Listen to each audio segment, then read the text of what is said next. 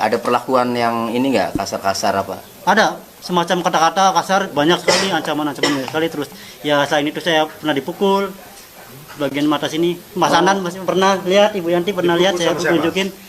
Salah satu yang apa, penguasa gedung itu sepertinya itu. Yang Penguasa, ya, tahanan. bukan. Yang itu yang di penyidik, yang di daerah penyidik itu apa, yang ibaratnya yang penguasa apa, ibaratnya yang inilah polisi lah ibaratnya. Kenapa sampai dipukul waktu itu? Saya kurang tahu itu.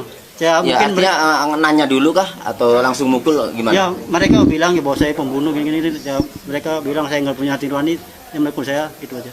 Oh, nah kamu jawab, kamu nggak melakukan? Saya tidak menjawab karena saya merasa tidak bersalah, saya diam aja. Oh. Saya sering disebut perong kalau saya tidak melihat, saya dicaci maki suruh melihat. Kalau misalkan saya melihat, saya dianggap kamu memang perong gitu. Saya hanya bisa pasrah. Di situ saya tidak bisa tidur.